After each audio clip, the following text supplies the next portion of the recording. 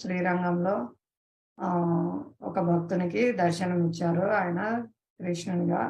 ఆయన యొక్క భక్తికి ఆయనకు చదువు రాకపోయినా ఆయన ఎంతో శ్రద్ధగా భగవద్గీతను చూస్తూ ఆయన భగవంతుడు ఎంత కరుణామయుడు అని భగవంతుని యొక్క దివ్య గుణాలు కీర్తిస్తూ ఉన్నారనమాట. అది భగవద్గీత యొక్క సారం అర్థం చేసుకున్నావు నువ్వు. దేవాదేవుడు ఎంత కరుణామయుడు. ఆయన తన భక్తుల పట్ల ఎంత ప్రేమ కలిగి ఉంటారు. ఇదంతా నీవు అర్థం చేసుకున్నావు అని ఆయన ఆలింగనం చేసుకొని ఆయన కృష్ణ దర్శనం ఇచ్చారు. అలాగే చైతన్య మహాప్రభు శ్రీశైలం కూడా వెళ్ళారండి. అక్కడ శివపార్వతులు వారిని సేవించుకొని అక్కడ వాళ్ళందరూ కలిసి కృష్ణ కథ భాగవతం చర్చించుకున్నారు.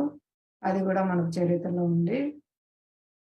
స్వయం శివుడు పార్వతి ఇద్దరు సేవ చేసుకున్నారు చైతన్య మహాప్రభుకి. చైతన్య మహాప్రభు దేవాదేవుడు, అందరు దేవతలు ఆయన యొక్క అంశాలు అన్నమాట.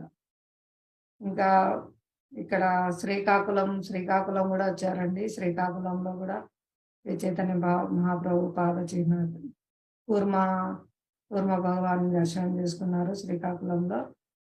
ఇంకా అక్కడ ఒక బ్రాహ్మణుడు నేను కూడా మీతో వస్తానని చైతన్య మహాప్రభు వెంటే వెళ్తుంటే ఆయన ఆపేసి, లేదు ఇలా మీరు మీ సంసారం కుటుంబాన్ని ఇలా మధ్యలో వదిలిపెట్టి రాకూడదు. మీరు ఇంటికి తిరిగి వెళ్ళండి. ఇంటి దగ్గరే మీరు హరే కృష్ణ మహామంత్రాన్ని జపిస్తూ నన్ను సేవిస్తూ ఉండండి. ఎక్కడ ఉన్న వాళ్ళు అక్కడే స్థానే స్థిత.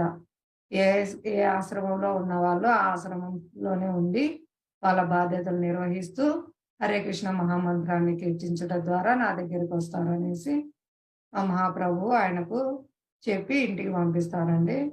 ఆ లీల కూడా అక్కడ జరిగింది.